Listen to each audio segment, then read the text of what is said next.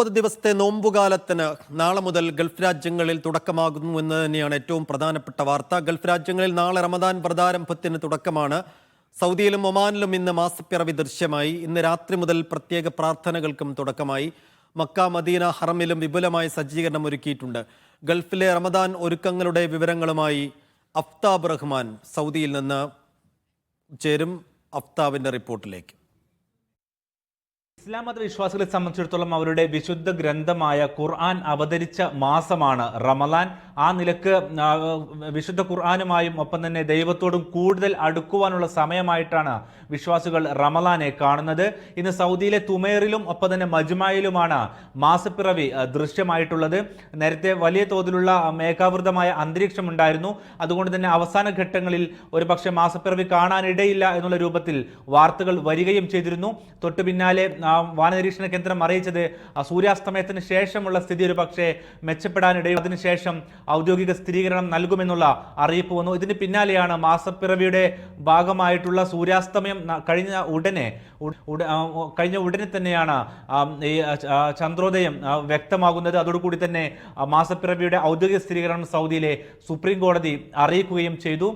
ഇതോടുകൂടി ഇനിയുള്ള ഒരു മാസക്കാലം എന്ന് പറയുന്നത് വിശ്വാസികളെ സംബന്ധിച്ചിടത്തോളം അവർക്ക് ദൈവത്തോടും ഖുർആനുമായും എല്ലാം കൂടുതൽ അടുക്കുവാനുള്ള സമയമായിട്ടാണ് അവർ കരുതുന്നത്. കാരണം വിശുദ്ധ ഖുർആൻ നേരത്തെ പറഞ്ഞതുപോലെ തന്നെ അവതരിച്ച മാസമായതുകൊണ്ട് തന്നെ അത് കൂടുതലായി പാരായണം ചെയ്യുകയും പള്ളികളിലും മറ്റും കൂടുതൽ സമയം ദൈർഘ്യമേറിയ നമസ്കാരങ്ങളിൽ വിശ്വാസികൾ ഏർപ്പെടുകയും ചെയ്യും. സൗദിയെ സംബന്ധിച്ചിടത്തോളം മക്കയും മദീനയും ഉൾക്കൊള്ളുന്ന പ്രദേശം കൂടിയായതിനാൽ ഏറ്റവും കൂടുതൽ വിശ്വാസി പ്രവാഹം, ഹജ്ജിനേക്കാൾ കൂടുതൽ വിശ്വാസി പ്രവാഹം മക്കയിലേക്കും മദീനയിലേക്കും ഉണ്ടാകുന്ന മാസമാണ് റമദാൻ. അതുകൊണ്ട് തന്നെ ആ തരത്തിൽ വലിയ തോതിലുള്ള സുരക്ഷാ സജ്ജീകരണവും സൈനിക വിന്യാസവും ഇവിടെ ഒരുക്കിയിട്ടുണ്ട്. ഏതാണ്ട് 5000-ലേറെ സൈനികരെ മക്കയിൽ മാത്രം വിശ്വാസികളുടെ സേവനത്തിനായി ഒരുക്കിയിട്ടുണ്ട്. ഈ തരത്തിൽ വിശുദ്ധ റമദാനിൽ സൗദിയിലേക്കും മക്കയിലേക്കും മദീനയിലേക്കും എല്ലാം എത്തുന്ന വിശ്വാസികൾക്ക് അനായാസം ഹറമിലേക്ക് എത്തുവാനും മടങ്ങിപ്പോകുവാനുമുള്ള സൗകര്യങ്ങളെല്ലാം തന്നെ ഒരുങ്ങിക്കഴിഞ്ഞിട്ടുണ്ട്. ഇന്ന് രാത്രി മുതൽ രാത്രി നമസ്കാരങ്ങളുണ്ട്, തറാവീഹ് നമസ്കാരങ്ങളുണ്ട്. ദൈർഘ്യമേറിയ ഖുർആൻ പാരായണവുമായി ഈ നമസ്കാരങ്ങൾ രാത്രിയിലുടനീളം തുടരുകയും ചെയ്യും. റമദാന്റെ അവസാന ദിനങ്ങളിലാണ് പള്ളികളിൽ കൂടുതൽ സമയം വിശ്വാസികൾ ചിലവഴിക്കുക. അത് കണക്കാക്കിക്കൊണ്ട് മക്കയിലേക്കും മദീനയിലേക്കുമുള്ള പെർമിറ്റുകൾ വരും ദിനങ്ങളിൽ അനുവദിക്കുകയും ചെയ്യും. വിപണിയെ സംബന്ധിച്ചിടത്തോളം വലിയ തോതിൽ ഏറ്റവും കൂടുതൽ വിപണിയിൽ തിരക്കേറുന്ന ഒരു സമയം കൂടിയാണ് റമദാൻ. ആളുകൾ കൂടുതലായി വസ്തുക്കൾ വാങ്ങുകയും പരസ്പരം മോശം അവസ്ഥയിലുള്ള സാമ്പത്തികമായി പിന്നോക്കമായവരെ സഹായിക്കുകയും ചെയ്യുന്ന ഒരു മാസം കൂടിയാണ് റമദാൻ. അതുകൊണ്ട് തന്നെ വിപണിയിൽ ആവശ്യമായ വസ്തുക്കൾ ഉണ്ട് എന്ന് ഉറപ്പുവരുത്താൻ വേണ്ടി ഗൾഫ് രാജ്യങ്ങളിലുടനീളം ഈ തരത്തിൽ വിപണിയിൽ പരിശോധനകളും നടക്കുന്ന ഒരു സമയം കൂടിയാണ്. അതോടൊപ്പം മറ്റൊരു പ്രധാനപ്പെട്ട വിഷയം ഫലസ്തീനാണ്. ഫലസ്തീനെ സംബന്ധിച്ചിടത്തോളം അവർ ഏറ്റവും പ്രയാസം അനുഭവിക്കുന്ന ഒരു ഘട്ടത്തിലൂടെയാണ് കടന്നു പോകുന്നത്. കഴിഞ്ഞ വർഷത്തിൽ നിന്നും ഭിന്നമായിക്കൊണ്ട് ഇത്തവണ വെടിനിർത്തലിലാണ് ഗസയിലേക്ക് ഈ നോമ്പ് കാലം എത്തുന്നത്. അതുകൊണ്ട് തന്നെ ഗസയിലേക്ക് പരമാവധി സഹായം എത്തിക്കുവാൻ അറബ് രാഷ്ട്രങ്ങളുടെ നേതൃത്വത്തിൽ ശ്രമം തുടർന്നുകൊണ്ടിരിക്കുന്നുണ്ട്.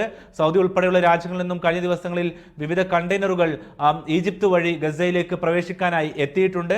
ഈ തരത്തിൽ ചുറ്റുമുള്ളവരെ സഹായിക്കുന്ന, ചുറ്റുമുള്ളവർക്ക് പരമാവധി സേവനം ചെയ്യുന്ന, ഒപ്പം തന്നെ ദൈവത്തോട് ഏറ്റവും കൂടുതൽ അടുക്കുന്ന മാസം എന്നുള്ള നിലക്ക് വിശ്വാസികൾ അവരുടെ ആത്മീയ ആഘോഷമായിട്ട് കൂടിയാണ് റമദാനെ സ്വീകരിക്കുന്നത്. ആ തരത്തിൽ സ്വീകരിക്കാൻ വേണ്ടി വിശ്വാസികൾ മാനസികമായും ഒപ്പം തന്നെ പള്ളികളിലേക്കുമെല്ലാം തിരിഞ്ഞുകൊണ്ട് അതിനെ സ്വീകരിക്കാനുള്ള തയ്യാറെടുപ്പുകൾ പൂർത്തിയാക്കിയാണ് ഇപ്പോൾ നിൽക്കുന്നത്. ഇന്നിപ്പോൾ മക്കയിലും മദീനയിലും പ്രാർത്ഥനകളുണ്ട്. അതിൻ്റെ ഭാഗമായിക്കൊണ്ട് പണ്ഡിത ശ്രേഷ്ഠരായിരിക്കും അതിന് നേതൃത്വം നൽകുക. അതിൻ്റെ പട്ടിക നേരത്തെ പുറത്തിറക്കിയിരുന്നു. ഇവരായിരിക്കും പള്ളികളിൽ രാത്രി നമസ്കാരങ്ങൾക്കും മറ്റും നേതൃത്വം നൽകുകയും ചെയ്യുക. ഈ തരത്തിൽ റമദാനെ പൂർണ്ണമായിട്ടും സ്വീകരിക്കുവാനും ഒപ്പം തന്നെ വിശ്വാസികൾക്ക് അനായാസം പള്ളികളിലേക്കും മറ്റും എത്തുവാനുമുള്ള സൗകര്യങ്ങളെല്ലാം തന്നെ റമദാന്റെ ഭാഗമായിട്ട് ഒരുങ്ങിക്കഴിഞ്ഞിട്ടുണ്ട്.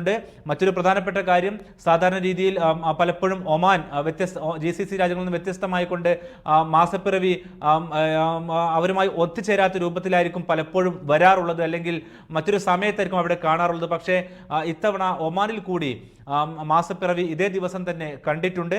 ആ നിലക്ക് മുഴുവൻ GCC രാഷ്ട്രങ്ങളും ഒരേ മനസ്സോടു കൂടി ഒരേ രീതിയിലാണ് ഇത്തവണ റമദാനെ സ്വീകരിക്കുന്നതെന്ന പ്രത്യേകത കൂടി ഇത്തവണയും ഉണ്ട്.